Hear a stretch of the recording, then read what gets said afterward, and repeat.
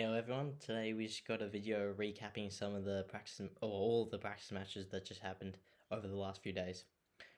So for context, I did watch all 9 matches in full basically. So these are my thoughts and my takeaways from viewing them. So I've just got my notes over here.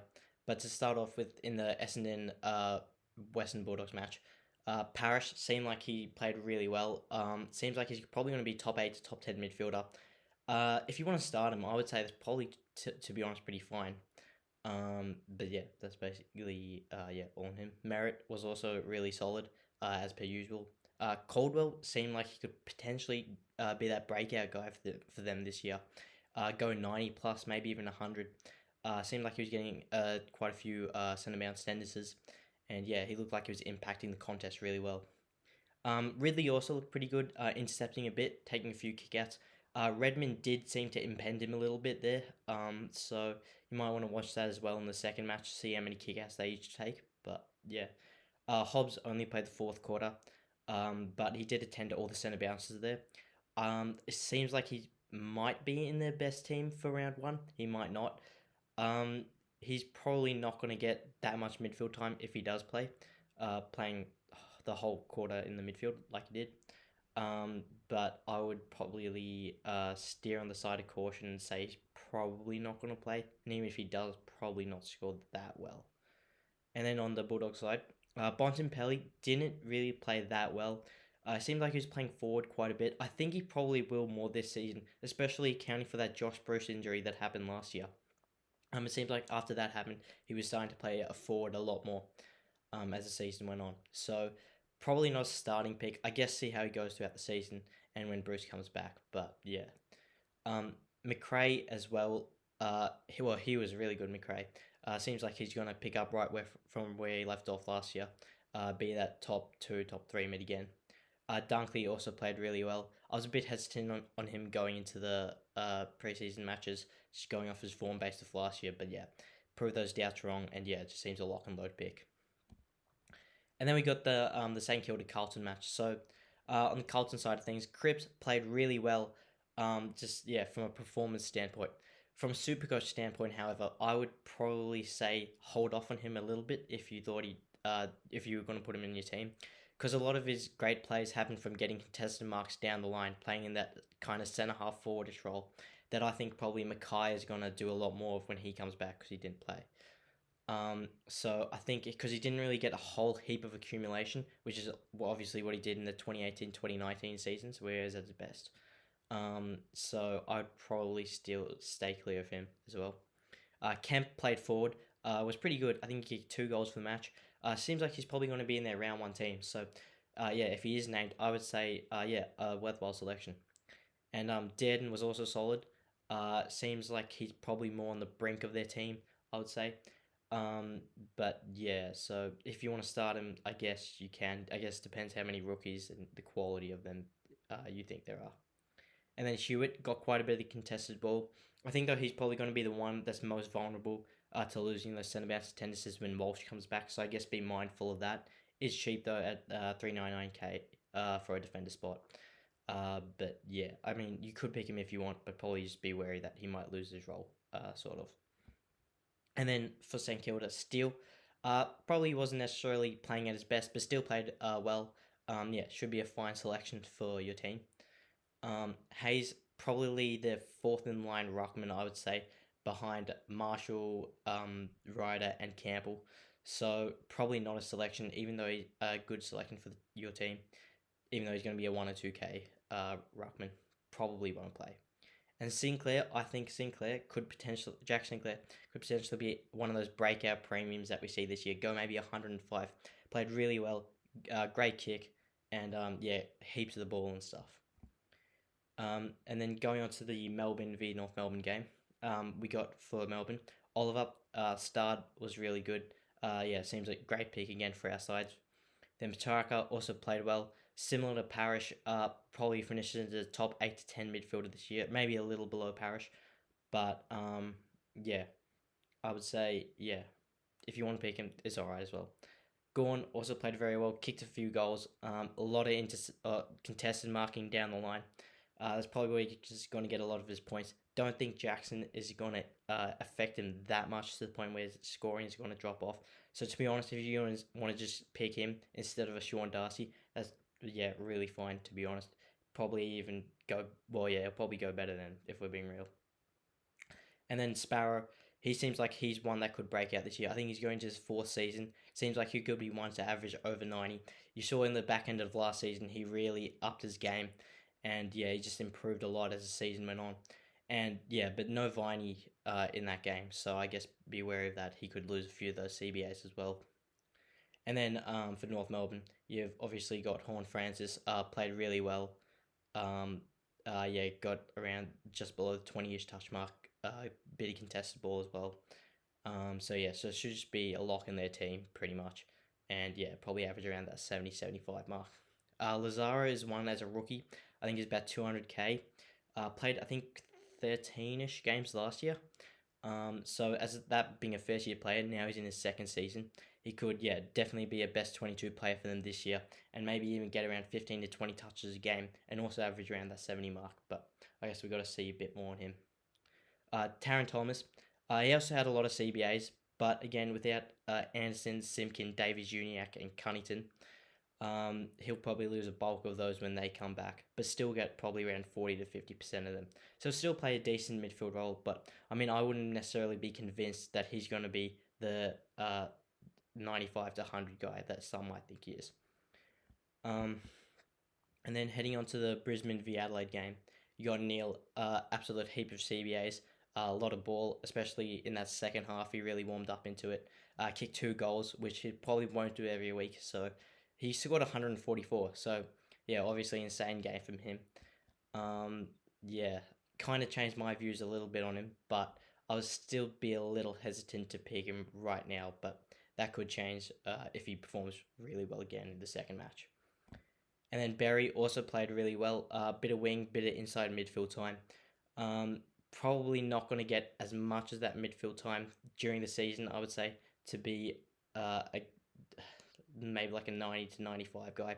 Although, I guess if you wanted to only average 80 to 85 at that 260 to 80k, whatever he is, he could definitely be that guy for you. Rayner did have a lot of CBAs, but he just didn't get that much of the football. I know it was his first match coming back off that ACL injury, so maybe he just wanted to warm up into the season a little bit. But yeah, I'm probably slipped back a touch on him on how much I thought he could score probably. Yeah, so and then Answorth played his first game since 2020. He looked really good. 246k defender. It's probably, if you've got Kadee and Coleman on your side, you probably wouldn't want to start them both. But if not, he could potentially be a buy if you want. And then for Adelaide, Led, as per usual, played very well. Yeah, probably averaged pretty similar to last year. Crouch, his return game didn't do that much, but yeah, he'll probably get better as the season goes on. Rochelle, so he kicked 3 goals. 2 of them were in the fourth quarter. The game was done by then, pretty much. They were down by like 70, 80 points. But still, he seems like he'll definitely be best 22 for them. Yeah, he can accumulate in that small forward role a little bit, which does up his scoring potential, even though he's playing a small forward role. But I would still probably err on the side of caution with him and probably not pick him. Although he could be like Connor Rosie was a few years ago and play really well and score a bunch. But I guess we just got to see on that. Mitch Hinge, yeah, he played pretty well, about that 180k defender price. Yeah, played 4 or 5 seasons now. Seems like he could be one to average maybe that 65, 60, 70 mark. So yeah, he's a get if you want. Hately 188k. Everyone was really loading up last year when he was 310k at Adelaide. Now he's 188k. He could potentially be maybe their 5th, 6th, 7th inline midfielder. And yeah, if he plays round 1, maybe he's a buy. In saying that though, Adelaide's midfield was pretty weak-ish this game. Playing guys like Pedler, Sam Berry, he played a bit last year. But yeah, him, Hately. Yeah, so their midfield wasn't as strong as Brisbane's, so I guess you can kind of see why Brisbane beat up on them a lot. And guys like Neil Berry also scored over 150. Yeah, why they did score so much. And Saligo also for Adelaide, Jake Saligo. Wasn't too prominent this game, but yeah, the fact that he played shows he's probably on the brink of their team, so one to watch with him. And then in the Gold Coast Free Port Adelaide game, Alex Davies, he played really well. I think he's probably the fourth best, at least midfield rookie behind Dacos, Ward, and Horn Francis. So I'd probably be looking to start him. He's about the 200k price. He would have been about a first round pick in 2020 if he didn't get pre-listed onto Gold Coast list. So yeah, he seems really good. A lot of contested ball, bit of goal kicking ability. Probably wouldn't rely on that too much. But yeah, I think he could definitely go 70-75 mark this year.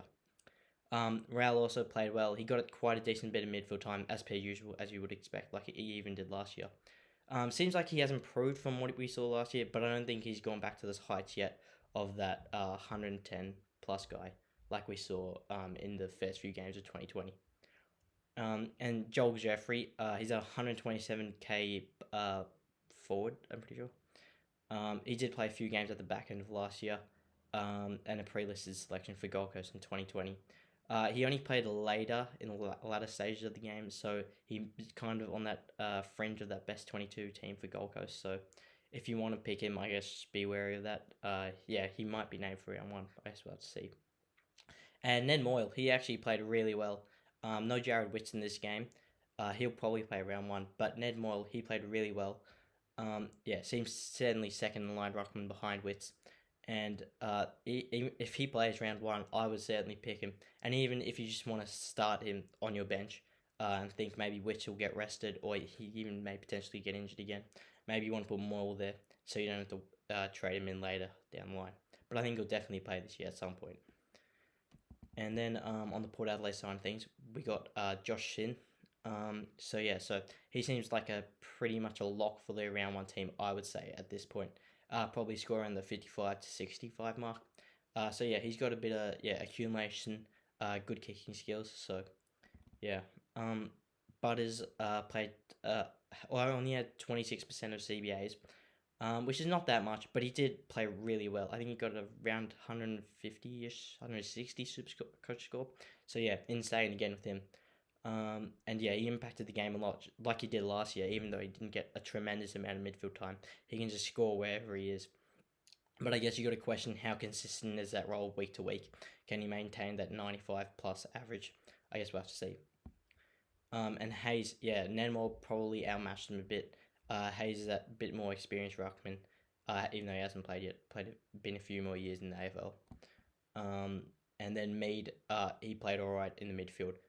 Probably on that fringe of that Port Adelaide team as well. And then for the Collingwood v Hawthorn game, for Collingwood you got Grundy. It's a bit hard to pinpoint whether he is back to his best or he's more of what we saw the last 2 years. But I guess you just got to see how that plays out over time. Crisp got a lot of midfield time, played really well.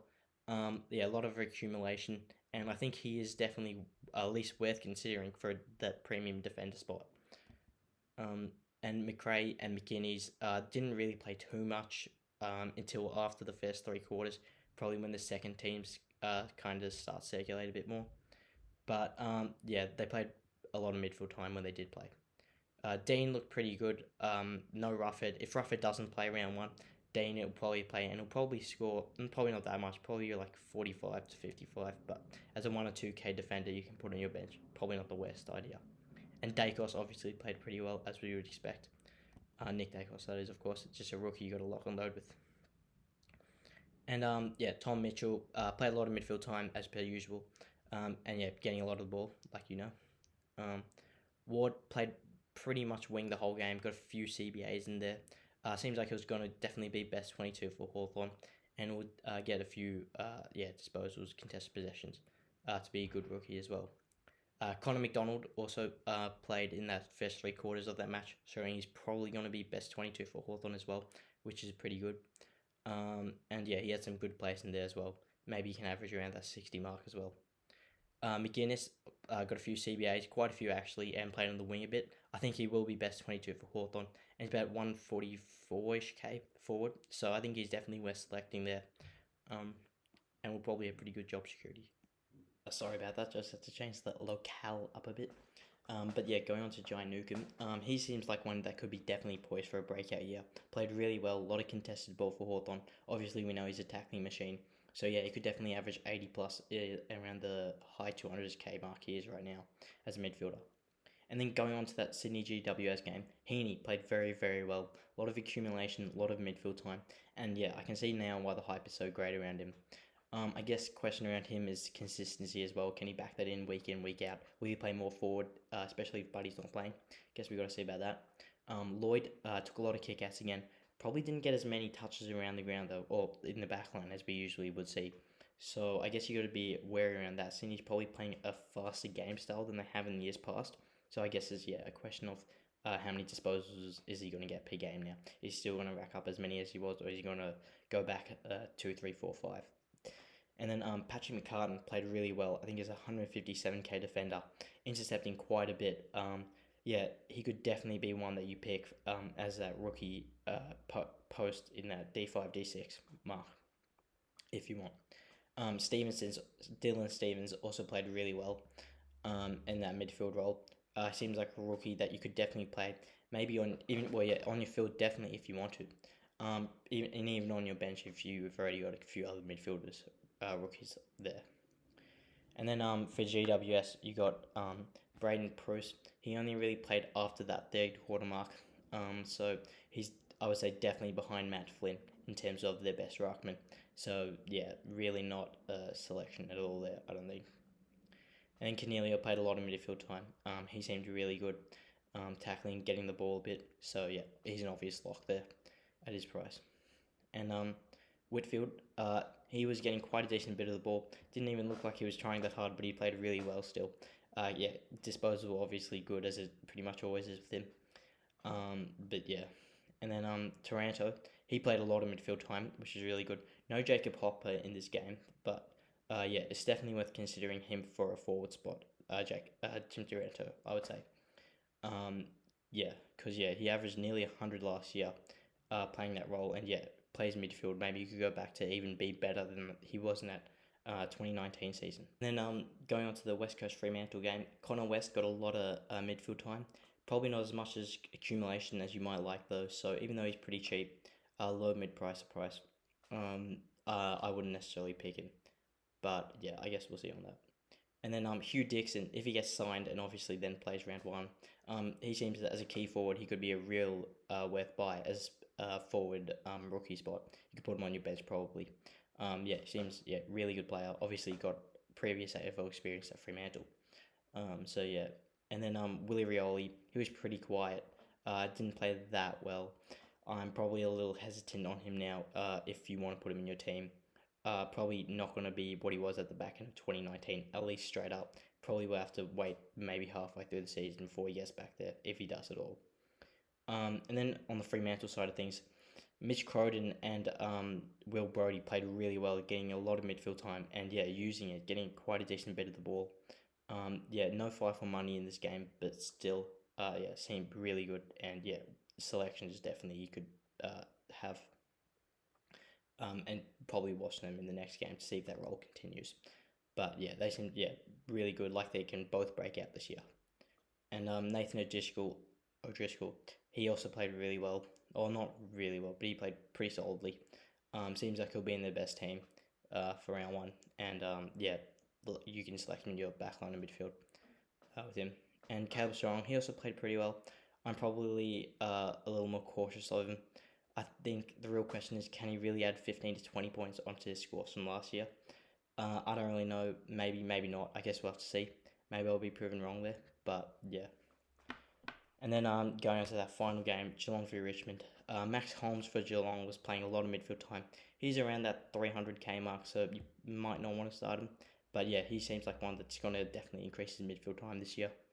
Tom Stewart played very well from the back line. Got a lot of kickouts, intercept marking again. So I think if you want to pick him, I wouldn't really worry about his injury concerns too much. I think he's going to be a good pick, to be honest. Tyson Stengel, probably best on ground for this match. Played really well as a small forward. I think he ended up kicking 4 or 5 goals. So at the 240-ish K price, definitely worthwhile to look at. And examine him in his next game, definitely. And then on the Richmond side of things, Dustin Martin played midfield basically the whole game. So if you want to pick him, I would definitely be for it. I myself even looking at it at least.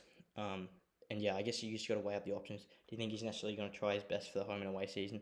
Like he's markedly goes a bit easier. But yeah. And then Jayden Short. Boring thing with him, he didn't take that many kickouts. Nick Vlastuin took a lot, but that didn't really stop Short getting the ball around. Short getting the ball around the ground. He did do that a lot, and he still got a good score in the end. So yeah, he still might be a good pick, but if you're not getting kickouts, the role is probably a bit inconsistent. So yeah. And then Jack Ross and Thompson Dow both played a lot of midfield time. I would say if you're going to pick either, Jack Ross probably ahead, given his bit more experience, who's probably in their best team compared to Thompson Dow. Richmond were missing a lot of midfielders, so Thompson Dow might not play in round one. But yeah, both I would still watch in the next game. And Josh Gibbs, because I don't think will play in round one. But, actually, he might play round one, but he probably won't score that well, being that intercepting type defender. Usually don't go that well in their first year. But yeah. But yeah, anyway, that's the video. Yeah, what do you think of my takes at least? And yeah, thanks for watching.